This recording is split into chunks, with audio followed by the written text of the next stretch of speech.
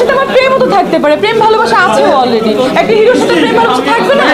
হ্যাঁ অবশ্যই থাকতে পারে, বিয়ের সম্ভাবনা কেন থাকবে না সাকিবের সাথে আমার বিয়ের সম্ভাবনা। আজকে ক্যাপশনটা দিবেন যে সাকিবকে নিয়ে আমি কোনো বাজে কথা বলি নাই, আমি 50 লাখ টাকা ইনকাম করলাম, আমি এখানে কেন, আমি তো বিলিনিয়ার্স। তার যে প্রডিউসাররা আছেন তারাই চাচ্ছে যে বিদেশি নায়িকা নিতে।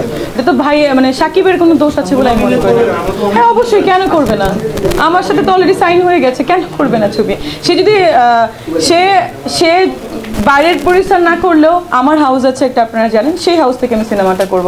আরেকটা ব্যাপার আজকে আমি ক্লারিফাই করি, সেটা হচ্ছে আমাকে কিছু কিছু জায়গায় লিখছে যে আমি নাকি মাসে 50 লাখ টাকা ইনকাম করি। বাই দ্য ওয়ে, এটা আমার মেইন পয়েন্ট। আমি 50 লাখ টাকা ইনকাম করলে আমি এখানে কেন, আমি তো বিলিনিয়ার্স। আমার তো আসলে এখানে একটা পার্সোনাল জেট নিয়ে আসা প্রয়োজন ছিল, মানে আমি মনে করি।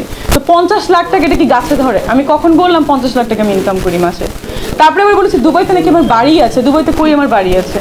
দুবাইতে নাকি শেখরা আমার জন্য ওয়েট করে, কই? আমি বলেছি যে সাকিব ভাইয়ার যদি অনেকে আমাকে বলেছে যে সাকিবকে নাকি আমি বিয়ে করছি লোভের থেকে, লাইক ওনার অনেক টাকা পয়সা আছে, সে সুপারস্টার, ওইটি থেকে। কিন্তু যদি ওই লোভটাই লাগতো তাহলে আমি দুবাইতে যাই। সেক্ষেত্রে আমি বলেছি তাহলে তো শেখরা আছে, অনেক টাকাওয়ালা লোক আছে, বিজনেসম্যান আছে, তারাও তো ম্যারিড পার্সন, তাদেরকে আমি বিয়ে করতে পারতাম।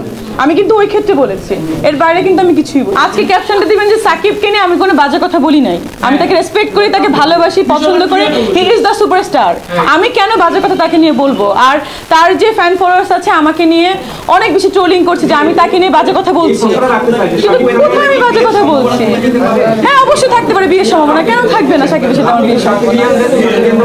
হ্যাঁ তার সাথে আমার প্রেমও তো থাকতে পারে, প্রেম ভালোবাসা আছে অলরেডি। একটা হিরোর সাথে প্রেম ভালোবাসা থাকবে না?